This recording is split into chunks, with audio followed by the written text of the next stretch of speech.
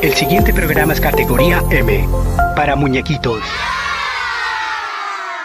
¿Cómo están los muñequitos? Yo espero que súper bien, porque... Yo, gracias a Dios, estoy bien. Bienvenidos a la nueva sección de Podcast Chombales. La parte buena de esto es que aquí no me tienen que ver, solo escuchar. Ahora, no creas que por eso no voy a hablar paja. Aquí también vamos a hablar paja de vez en cuando, porque de esa no te vas a librar así de fácil. Todo eso viene en el paquete, muñecos. O sea que el día que ustedes escuchen al Chombo sin hablar paja, eso quiere decir que no soy yo. Me clonaron o alguna vaina rara pasó. Bien, vamos a entrar en materia. Voy a aprovechar este primer podcast para responder preguntas que normalmente no haría un video para responderlas. Voy a responder 3 preguntas que me parecieron interesantes, preguntas que me han hecho a través de comentarios o DMs en mis redes sociales. Entonces, cuando yo responda una pregunta, si es de música, lo estoy haciendo desde el punto de vista de los 30 y tanto de años de experiencia en el tema como DJ, productor musical, etc. Y si no es de música, lo estaré haciendo desde mi experiencia de más de medio siglo de estar encarnado en este planeta. Entonces, vamos con la primera pregunta que no tiene aparentemente nada que ver con música, pero sí tiene que ver con Te lo dijo el Chombo. Primera pregunta. Alguien me preguntó algo que quizás muchos de ustedes también se estén haciendo la misma pregunta y no tengan ni puta idea de por qué yo lo hago. Dice, Chombo, ¿por qué nos dices muñequitos? O sea que de todas las opciones que yo podía escoger para llamar a los seguidores, qué sé yo, señoras y señores, chicos y chicas, amigos y amigas, chombonautas, lo que sea. No, nada de eso. Escogí muñequitos. ¿Por qué? Ok, mira, esa respuesta sería algo filosófica y profunda, porque en realidad no sería así de fácil como decir, bueno, yo les digo muñeco por un tema de cariño y ya, no. Hay una razón detrás de eso y es la forma en que yo veo el mundo humano. Y quizás tú no estés de acuerdo conmigo, pero así es como lo veo yo. Yo le digo a todos los seres humanos muñequitos, porque en realidad eso somos. Mientras que nosotros estamos aquí, somos muñecos. Muñecos de carne y hueso, pero muñecos. Déjame ver cómo te lo explico para que entiendas para dónde voy con esto. Sígueme. Nosotros nacemos de una mujer, porque no existe otra forma, según las leyes del universo y la naturaleza. Fíjate que si quieres usar la palabra Dios lo puedes hacer sin ningún problema, porque todo eso quiere decir lo mismo. Ok, ya dicho esto, nacimos. Somos unos muñequitos pequeños que lloran, comen, duermen, cagan, duermen más, van a la escuela, etc. O sea, aprendemos para después dedicarnos a algo, o sea, trabajamos para poder cumplir con el patrón que se nos impuso de ganar una vaina que se llama dinero para entonces pagar cuentas y bla, bla, bla. Ya tú sabes todo lo demás. Uy, ahora, un análisis chombal. Y después de todo, una vaina que yo nunca entendí es por qué si somos la especie más inteligente, entre comillas, del planeta, ¿por qué tenemos que ganar dinero para comer? O sea, ¿cuándo tú has escuchado que un camello tiene que ganar dinero para comer? O un león o una... No, nada más nosotros. Entonces, para hablarte claro, yo ni siquiera estoy seguro de la inteligencia esa que decimos que tenemos. Ahí está, análisis chombal. Bueno, siguiendo acá. Al final del día, lo que normalmente sucedería es que conocemos a una muñequita con la que vamos a tener más muñequitos para repetir el patrón hasta que un buen día los muñecos dejamos de respirar y nos morimos. Entonces, fíjate que cuando eso sucede, cuando nosotros morimos y retornamos a la fuente original, ese vestido, ese cascarón, ese disfraz biológico que queda sin movimiento, sin respirar, sin vida, eso es un muñeco. Mientras estuvo con vida, ese muñeco tuvo un nombre, un apellido, una personalidad, una serie de acciones que tuvieron reacciones, nació, creció, aprendió, se reprodujo y se fue a la verga. Aunque para mí, no estoy diciendo que para ti tiene que ser lo mismo, es solo para mí. O sea, para mi forma de verlo. Y ya con esto voy a cerrar la respuesta. Nosotros en realidad no somos ese muñeco. Ese muñeco es como solamente un actor en una obra teatral que duró menos de lo que va a durar este podcast. Pero bueno, como no me quiero poner muy filosófico, ni muy profundo, ni me quiero meter con la creencia de nadie, podemos hablar de esa vaina en otra ocasión. Segunda pregunta. Chombo, yo escucho de todo tipo de música, entre paréntesis géneros. ¿Es la música de antes mejor que la de ahora? ¿O es al revés? Tengo 36 años y discuto con mi hermanito de 24 sobre este tema. Queremos saber qué opinás vos. Gracias, desde Argentina. Muñeco, mira, entendí perfectamente tu pregunta, pero hay una palabra que estorba para poderte dar una respuesta tajante como asumo que te gustaría recibir de mi parte. ¿Cuál es la palabra? La palabra mejor. Mejor es un término muy subjetivo. O sea, como que muy condicionado a un gusto personal. ¿Mejor para quién?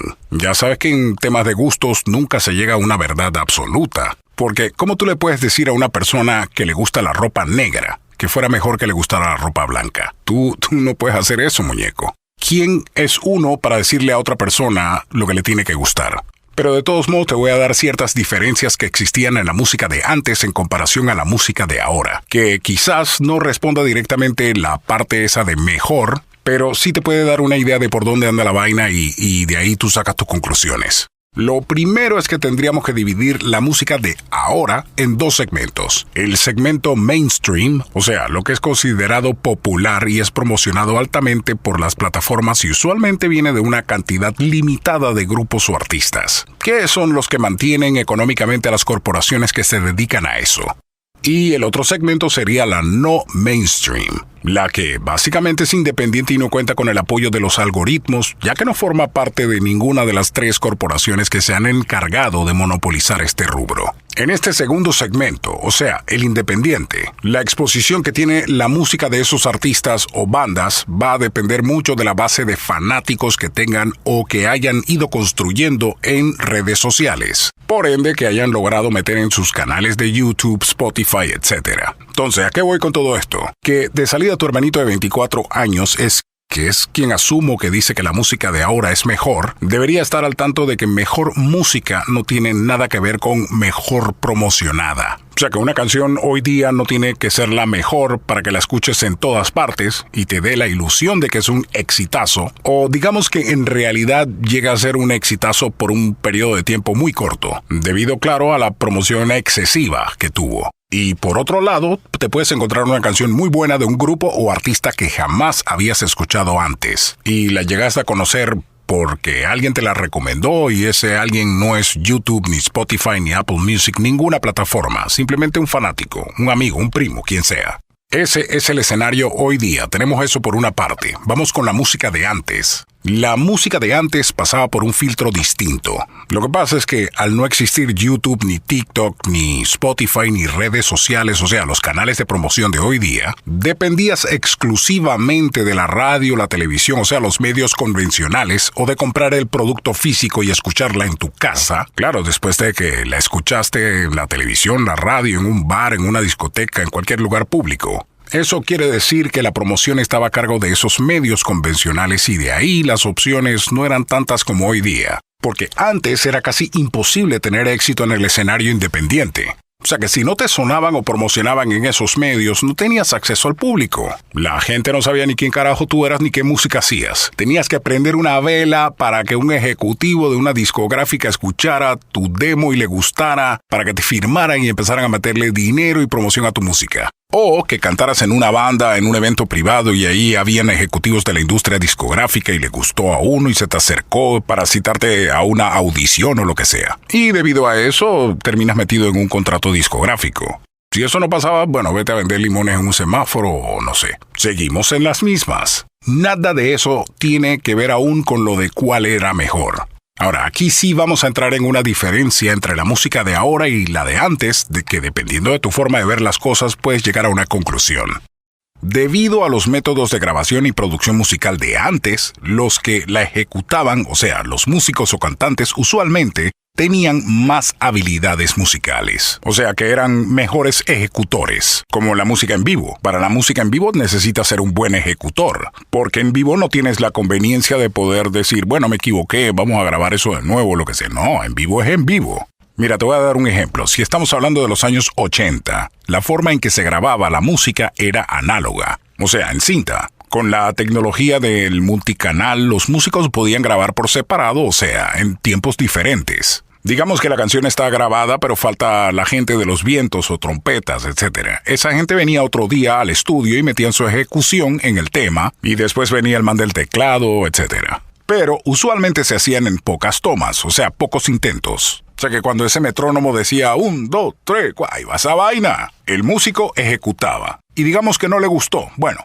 vamos de nuevo, la canción completa. Pero usualmente dependiendo del género usaban una partitura, o sea, música escrita y sabían lo que iban a hacer y eso salía en una toma. Una excepción a esa regla sería si es cualquier instrumento que va a ser una improvisación. O sea, como en un solo o algo por el estilo. Pero eso no era en todas las ocasiones. Ahora, si nos vamos más atrás, digamos que a los años 50, cuando la tecnología multicanal no era una vaina, esos músicos sí eran unos super saiyajines, unos duros de matar. Porque cuando escuchabas el 1, 2, 3, allá va esa vaina. Usualmente estaban todos los músicos en el estudio a la vez y en una sola toma salía un tema. En una sola toma. ¿Tú sabes lo que quiere decir eso? Cero error. Y en el caso de que cualquier músico cometiera un error, paren esa mierda y vamos de nuevo, desde arriba, de cero, o sea, desde el principio. Bueno, hoy día con la llegada de los DAWs, o sea, las aplicaciones digitales de audio que de por sí ya vienen con múltiples canales de grabación digital. En este escenario, un solo músico a través de un teclado con sonidos e instrumentos virtuales hace la música. Él toca todos los instrumentos y se puede equivocar 2000 veces si quiere. Y también puede ir cambiando los instrumentos a su gusto, porque después lo puede corregir en postproducción, en una pantalla de computadora de manera visual, con un ratón. Y de igual forma el cantante se puede equivocar otras 2000 veces si quiere. Es más, para hablarte claro, si el cantante vale ver, jamás te vas a dar cuenta porque todo eso la tecnología de hoy día lo arregla, con las aplicaciones de Autotune o Melodyne o lo que sea. Y si nos vamos al futuro, el que hace la música en un caso extremo, cuidado que ni tiene que saber de música, porque la inteligencia artificial te va a dar opciones de composición y él simplemente escoge la que más le gusta. Entonces, para ponértelo de una forma más clara y contundente, más de la mitad de los músicos de hoy día no se hubieran podido dedicar a la música en el pasado, porque no hubieran dado la talla. Y ni vamos a hablar de los cantantes. Muchos cantantes de hoy día, si pudieran viajar en el tiempo al pasado y entrar en un estudio en esos años, se hubieran reído de ellos. O sea, le hubieran dicho, hermano, dedícate a vender fruta o algo, porque en la música no tienes futuro. Gracias por venir, chao. Ahora, nada de eso tiene que ver aún con que si la música de antes era mejor que la de ahora, porque todo lo que te acabo de explicar tiene directamente que ver con la ejecución, no la composición. Ok, ahora vamos a hablar de la composición. La composición es un talento humano contemporáneo, diría yo.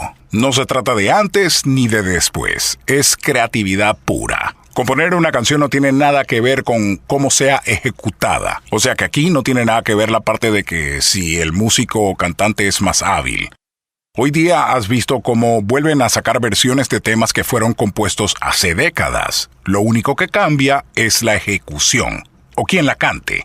Pero aquí sí debo decir lo siguiente, y esto tiene mucho que ver con la percepción que tenemos de la música actual. Cuando alguien dice, nada es nuevo, antes había mejor creatividad, o si le quieres llamar a esa parte del arte música en general, a lo que se refiere es que la música es matemáticas, o sea, que para que un tema tenga sentido musical existe una cantidad enorme, inmensa de combinaciones en las progresiones de acordes que se pueden hacer en la música, en el género que sea. Pero no son infinitas. Solo existen 12 notas, bueno, en la música occidental. Y digo occidental porque el sistema árabe, por ejemplo, tiene otra escala, digamos. Pero igual no son ilimitadas, tienen un límite. Y de esas 12 notas que tenemos en Occidente se pueden sacar una cantidad inmensa de acordes. Pero por muy inmensa que sea esa cantidad, siguen teniendo un límite. O sea, para que no tenga un límite, tendríamos que inventar acordes que ya no serían acordes. O sea, para que lo entiendas mejor, la música estaría desafinada. No tendría una lógica o un sentido musical armónico. O sea, que ya no sería música. Serían solamente notas o acordes hacia lo loco, pues. Así como cuando pones las manos en un piano donde sea.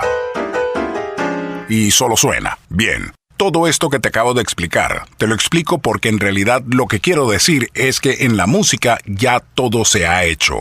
Llegamos al límite. Ahora, lo único que se puede hacer es usar lo que ya se ha hecho, pero en otros géneros, en otro tempo, con otros instrumentos, etc. Pero básicamente es la misma vaina dando vueltas. El ingrediente más importante aquí es la creatividad. Ok, te lo voy a poner así. Más o menos sería como escribir una poesía. Hay una cantidad inmensa de palabras y todo depende de cómo las uses para componer una poesía que tenga sentido. O los números. Solo existen del 0 al 9. Y allí tú compones el número que tú quieras, pero no puedes inventar números nuevos porque no existen. Bueno, la música es básicamente lo mismo. Entonces por eso se podría decir que llegamos al punto en donde en la música nada es nuevo. Porque ya todo se hizo, ya todo se inventó. Y aún así sigue dependiendo de la creatividad del ser humano, por lo menos en este momento, porque después yo no sé qué pueda pasar con la inteligencia artificial. Pero sigue dependiendo de la creatividad de un ser humano, si un tema es un éxito o no. Y muchas veces ni siquiera por la calidad de la composición. A veces solo porque la cante X artista, que como es famoso, saque lo que saque la pega. O sea, un artista que está fluyendo en el mercado en ese momento. Y lo último que voy a mencionar sobre este tema es esto. Al tratar de concluir en que si la música de antes es mejor que la de ahora, lo que en realidad estarías calificando no es tanto la música en sí, sino la cultura. Porque, al final del día, un éxito musical es eso, un reflejo de la cultura del momento. Ok, vamos con la última pregunta. Tercera pregunta. ¿Qué tal, Chombo? Te saludo un venezolano desde Nueva York. Para ti, ¿cuál sería el género musical más difícil de producir y el más difícil de tocar? Gracias. Interesante. Ok, lo primero que debo decirte es que tienen que ser géneros que solo se pueden ejecutar con instrumentos reales, o sea, no virtuales. Y yo creo que ya hemos hablado algo de eso en alguno que otro video en YouTube. Tiene que ser un género en donde tienes un pianista con un piano de verdad, o por lo menos un teclado físico. Un trompetista con una trompeta de verdad, o sea, física también, que eran esa vaina dorada con 3 teclas arriba, ¿te acuerdas? Bueno, un saxofón, una batería, etc. O sea, instrumentos reales, análogos, físicos. Porque muchas veces cuando se produce en computadora solo se necesita un músico. O sea, un solo man toca toda esa vaina. Y con eso yo no estoy menospreciando los géneros que se producen fácilmente en computadora porque tienen otras características que tampoco es que sean fáciles de hacer bien. Todos los géneros tienen su maña y sus trucos para que suenen bien. Pero es más fácil desde el punto de vista de producción. No los puedo criticar porque yo soy uno de los que produce así tipo hombre orquesta. Entonces, dentro de los géneros que solo se pueden producir con instrumentos reales, hay cualquier cantidad que en verdad no me voy a poner a enumerarlos. Que bueno, en verdad es más fácil decirte los que no. Que serían todos los urbanos y derivados, EDM, pop moderno, rap, dancehall, reggaetón, trap, drill, toda esa vaina. Para producir música en esos géneros no necesitas músicos con instrumentos reales. Con un solo músico que haga todo en un teclado MIDI basta. MIDI quiere decir, no me acuerdo, pero es un teclado que solo hace la función de hacer la mímica de la ejecución porque los sonidos salen realmente de la computadora de forma virtual. O sea que ese es un teclado que no genera sus propios sonidos de por sí. Entonces, dicho esto, respondiendo a la primera parte de tu pregunta, un género que no se puede producir de esa manera, por ejemplo, sería la salsa. La salsa, si se ejecuta totalmente en una computadora, suena a mierda. Basura. Igual sería el caso del vallenato, la bachata y casi toda la música regional o folclórica. Si las produces con instrumentos virtuales suenan totalmente sin alma, mecánicos. Mira, uno de los instrumentos musicales que el mundo virtual no ha podido replicar en su totalidad es el acordeón, por ejemplo.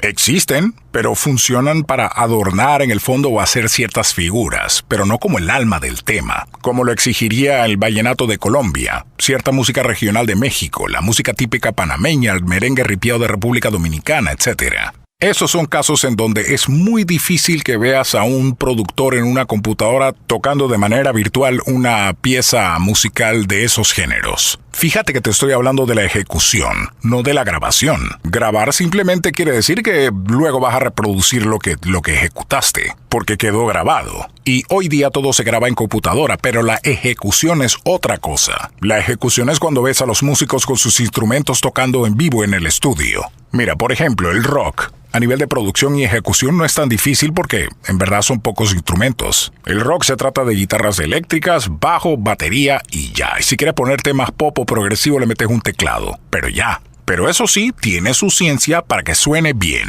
En verdad todos los géneros tienen su ciencia para producirlos correctamente. Pero bueno, entonces retornando a tu pregunta, muñeco.